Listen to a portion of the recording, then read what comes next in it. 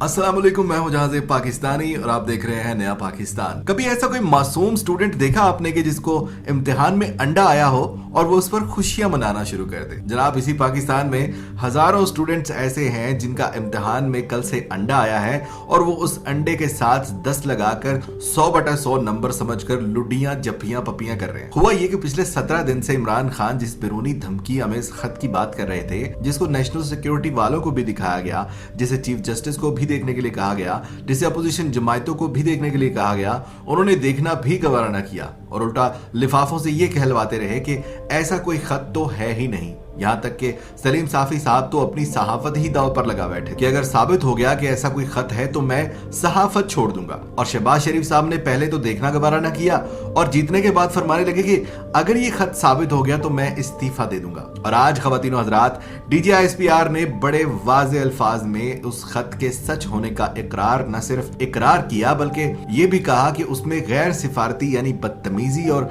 धमकी अमेज अल्फाज लिखे गए थे, जिनकी वजह से पाक फौज ने भी उस पर अमरीकी हम मनसब से एहतजाज करने का फैसला किया। अब बात आकर रुक गई कि DGISPR ने कहा कि मीटिंग के मिनट्स में लफ्ज साजिश नहीं लिखा गया था। हाँ, अलबत्ता खुली मदाखलत कहकर इकरार किया कि पाकिस्तान के अंदरूनी मामलात में अमेरिका ने खुली मदाखलत की है। अब ये तो कोई बच्चा भी बता देगा कि साजिश करना तो फिर भी छोटी बात हो सकती है, लेकिन मुदाखलत साबित हो जाने का मतलब कि दुश्मन आपके घर पर घुसकर कार्रवाई कर जाए, यानी 40-45 वुज़रा से अमरीकियों की मुलाकात होना, उनकी अफसरान का पाकिस्तान, श्रीलंका समेत जिस भी मुल्क ने उनकी बात नहीं मानी उनको सबक सिखाने का बयान देना, कप्तान के जिन साथियों से अमरीकी मिले उन सब की ज़मीर अचानक जाग जाना, अमेरिका की तरफ से ऐसे शख्स को पाकिस्तान में सफीर लगाना जो हुकूमतें उल्टाने का एक्सपर्ट हो, ये सारी कड़ियां इस बात पर मोहर लगाती हैं कि कासिम सूरी ने भी मुल्क की सलामती और खुददारी को बचाने के लिए जो रूलिंग दी थी